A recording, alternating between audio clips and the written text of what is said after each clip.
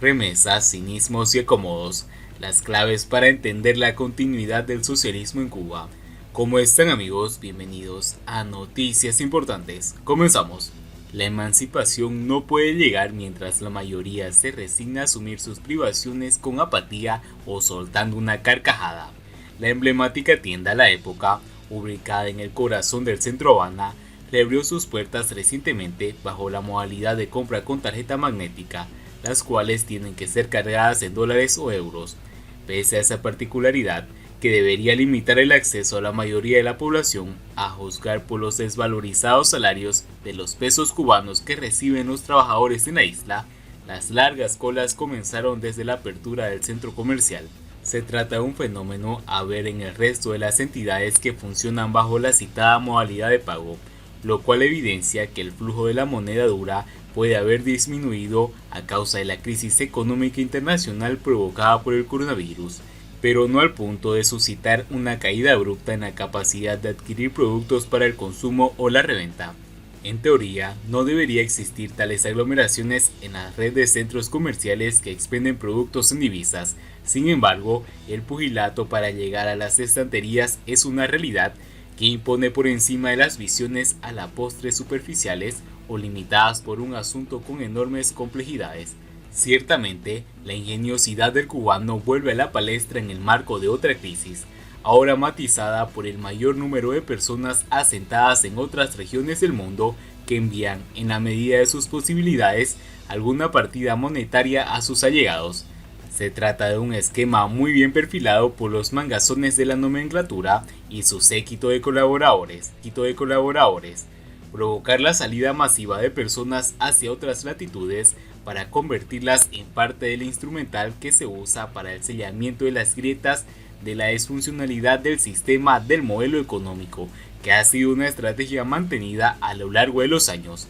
Son varios miles de millones que llegan a las arcas públicas en forma de remesas, una recaudación multimillonaria sin invertir un centavo, y que atribuye a perpetuar un statu quo fundamentado en la sospecha mutua, las ilegalidades, el parasitismo social, la manipulación informativa y la doble moral. Esas inyecciones monetarias son la medida para aliviar los dolores del desabastecimiento crónico y el principal lubricante para mantener el funcionamiento de esta economía sumergida, principalmente la fuente de suministros de la población, junto a los desfalcos que ocurren a diario en los predios de las entidades productivas y de servicios estatales. Es entendible un descenso en la captación de divisas por concepto de remesas y de los hurtos que potencian en el mercado negro, pero la situación no es aún suficientemente grave como para promover una protesta masiva a causa del hambre u otras necesidades de primer orden. La adaptación a los peores escenarios es una verdad insolayable del acontecer nacional.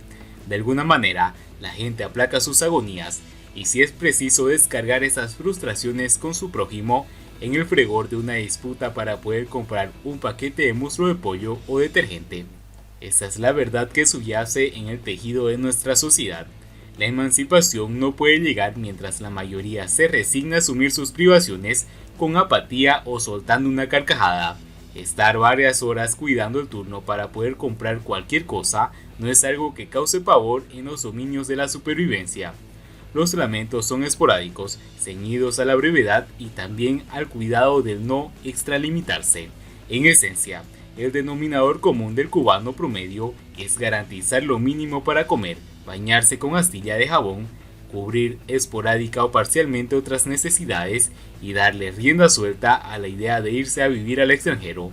En medio de estos niveles estacionarios de resignación, crece el activismo contestatario sin que todavía alcance el poder para convertirse en un factor primordial para el cambio hacia la democracia. No es fácil la tarea en un escenario caracterizado por el miedo y el cinismo. A menudo, tanto los más azotados por las carencias como quienes se sostienen de las remesas enviadas por sus familiares son los que integran las brigadas de respuesta rápida para agredir a quienes manifiestan en contra de la dictadura. Son la vanguardia en los actos de repudio que organiza la policía política y los representantes del gobierno. El envelecimiento no es una categorización irrelevante en los señoríos de un régimen abusador y torpe.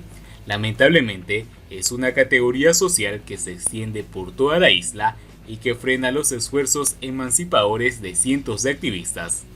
Siguiendo con las noticias, hace un año, Cuba detectaba los 3 primeros casos de COVID-19. El país ha desarrollado 5 vacunas, pero ninguna está lista. Con cifras desalentadoras, Cuba cumplió el día jueves un año desde que se registraron los primeros casos de COVID-19. 3 viajeros internacionales procedentes de Italia, el mismo día que la Organización Mundial de la Salud declaró oficialmente la pandemia. Los contagios diarios no han bajado de 750 en marzo y el último reporte del Ministerio de Salud sigue en la misma línea, 778 nuevos casos de contagio y 4 fallecidos. Desde la llegada de la enfermedad, el país ya acumula 59.175 positivos y 361 muertes. Un año que no es de celebración, sino de trabajo, de esfuerzo y que ha puesto en tensión la salud pública en el mundo en enfrentamiento a una enfermedad que ha dejado millones de personas contagiadas, millones con secuelas a pesar de haberse recuperado y también millones de muertos, afirmó en conferencia de prensa el Dr. Francisco Urán García, director nacional de epidemiología del Ministerio de Salud Pública y la voz oficial en Cuba para informar las cifras y decisiones del gobierno sobre la pandemia. Durán también reconoció el saldo de esta enfermedad es muy negativo para Cuba y para el mundo en general. En este tiempo ha dejado muchos aprendizajes.